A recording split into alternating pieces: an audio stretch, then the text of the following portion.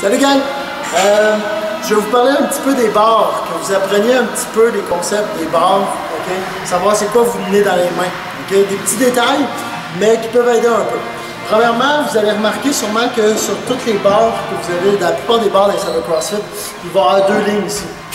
Des rings chaque côté, peu importe le style de barre. C'est pas compliqué, ça vient de deux sports différents. Celle du centre vient du powerlifting, où on a une règle comme quoi on n'a pas le droit de mettre les mains à l'extérieur puis pas de show ring qu'on bench. Okay? Fait que c'est une règle pour le bench press pour les powerlifters.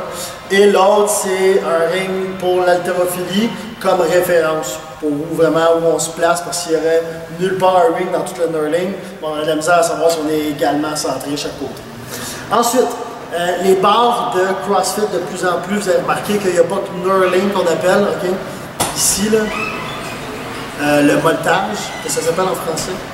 Et il n'y en a pas au centre, ok? En powerlifting, que ça servait, c'est que quand on back squat, le moltage au centre fait en sorte qu'on a un petit peu plus de grip, fait qu'il y a moins de chances qu'il glisse dans le dos. Sinon, ils l'ont enlevé, parce que vous l'avez sûrement remarqué si vous faites déjà du CrossFit, ça a tendance à graffiner un petit peu dans le cou, c'est désagréable. Fait que ça n'a pas trop d'utilité en haltérophilie, c'est pour ça qu'ils l'ont enlevé.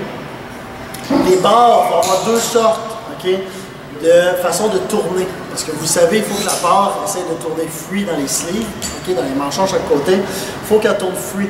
Et elle va soit utiliser des sleeves avec un bushing. Okay, fait qu'on peut le remarquer, ouais, tu peux la suivre si tu veux, hein, c'est peut-être mieux.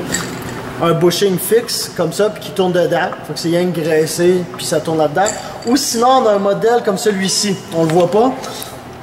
Mais il n'y a pas de bushing, puis celui-là, c'est vraiment des bearings. Okay? Fait que dedans, il y a un bearing scellé qui fait en sorte que ça va peut-être mieux tourner. Okay? Vous ne sentirez pas vraiment la différence plus qu'il faut. Okay? Un athlète d'haltérophilie va sentir la différence. Il faut vraiment qu'il tourne le plus free possible. Que la barre soit le plus libre pour tourner, pour pas que vous ayez à la traîner, à la faire tourner avec vous. Mais sinon, c'est les différences qu'on va avoir.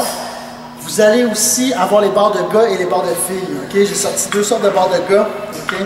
Parce qu'il y en a une qui est chromée, fait qu'elle a peut-être l'air plus grosse, okay? Mais le diamètre des barres, principalement en haltérophilie, et ceux qu'on utilise en CrossFit aussi sont pareils, sont à peu près 28,5 mm de diamètre. Ces deux-là ont exactement le même diamètre. Okay? Ont la même longueur, vont avoir à peu près 7 pieds de long. Celle de filles va être plus courte, va être plus près du 6 pieds de longueur. Et va avoir un diamètre de 25 mm. Simplement pour que vous ayez une meilleure grip, okay? Parce que là, les femmes ont tendance à être plus petites, donc avoir des plus petites mains. C'est la seule raison.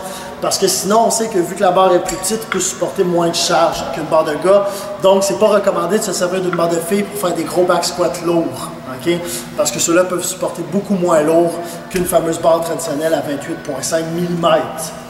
Fait que j'espère que vous en avez appris un petit peu plus, ok, c'est des détails, mais si jamais vous magasinez une barre chez vous, ben au moins vous savez quoi choisir, quoi regarder comme barre. Il y a aussi une manière de les entretenir, mais ça on n'en parlera pas. Si un jour vous en achetez un, venez nous voir, on va vous montrer comment faire.